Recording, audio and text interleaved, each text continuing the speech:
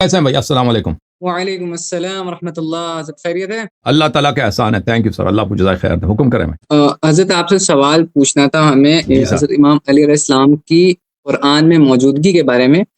جیسے ہم نے ایک آپ کی ویڈیو دیکھی ہے اور عبداللہ جروار صاحب کی ویڈیو دیکھی تھی جس میں انہوں نے بتایا کہ سورہ مریم میں امام علی علیہ السلام کا نام ہے، آیا اس طرح ہے وَجَعَلْنَا لَهُمْ لِسَانَ صِدْقٍ عَلِيًّا۔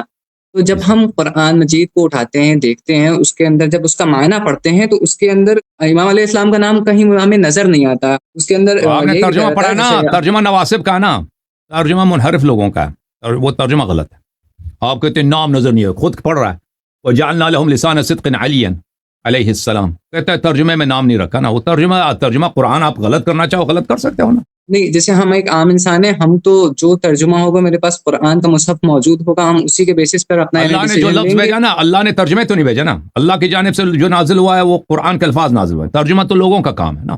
اب اگر مترجم کو پتہ نہیں ہے، مترجم، اب دیکھیں نبی صلی اللہ علیہ وسلم کا نام جو ہے محمد رسول اللہ صلی اللہ علیہ وسلم، اگر اس کا ترجمہ کرے کہ وہ جس کی تعریف کی گئی ہے وہ اللہ کے رسول ہے، وہ اس نے ترجمہ کیا، نام کا اس نے ترجمہ کیا۔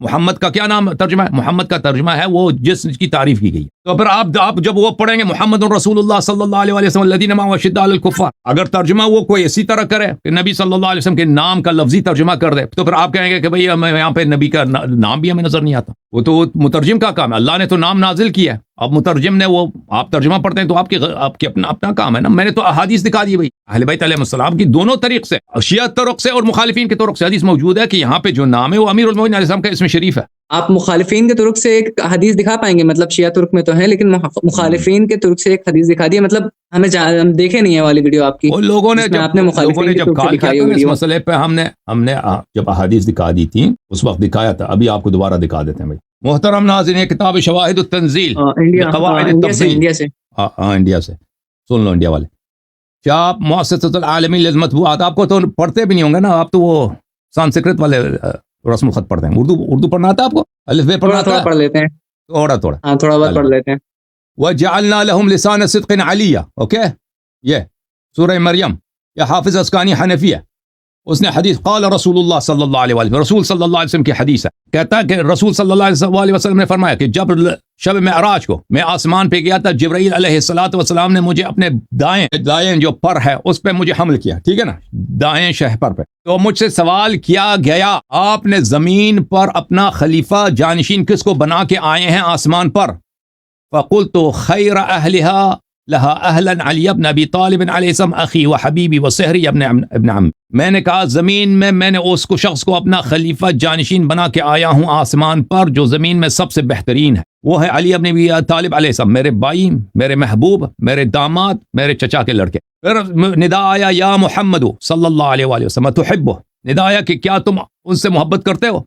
میں نے کہا نعم یا رب العالمین، میں نے کہا جی ہاں یا رب العالمین، میں ان سے بہت محبت کرتا ہوں۔ فرمایا احبہ ومر امتک بحبہ، اللہ تعالیٰ نے کہا کہ یہ حبیب صلی اللہ علیہ وآلہ وسلم ان سے محبت کیا کرو، اپنی امت کو بھی حکم دو کہ ان سے محبت کرے۔ فإنی انا العلی الاعلی، میں علی ہوں اور میں اعلیٰ ہوں، علی جو اللہ کا اسم ہے، میں علی ہوں اور میں اعلیٰ ہوں۔ اشتقت له اسما من اسمائی اسما فسمیته علیہ، میں نے ان کا نام خود رکھا ہے، ان کا نام مبارک، اسم مبارک اپنے نام سے مشتق کیا ہے اور میں نے ان کا نام علی علیہ السلام رکھا ہے۔ فہبط جبرائیل فقال، جبرائیل میرے پاس آیا اور کہا ان اللہ یقرأ علیک السلام ویقول لک، اللہ تعالیٰ تجھے سلام بیچتا ہے، یعنی زمین پر جب واپس آئے کہتا ہے کہ اللہ تعالیٰ آپ کو سلام کہتا ہے اور کہتا ہے اقرأ، یہ آیا پڑھو۔ قلت وما اقرأ، کون سے آیا پڑھوں؟ کہا وَوَهَبْنَا لَهُم مِّن رَحْمَتِ اللَّهِ وَجَعَلْنَا لَهُمْ لِسَانَ صِدْقٍ عَلِيًّا، ہم نے آل ابراہیم علیہ السلام کو رحمت عطا کی اور ابراہیم علیہ السلام کی نسل سے لسان صدق علی علیہ السلام کو قرار دی ہے۔ حدیث ہے کہ نہیں ہے بھائی؟ مخالفین کے کتب سے۔ یہ کس کی کتاب ہے؟ یہ حاکم حسکانی کی کتاب ہے۔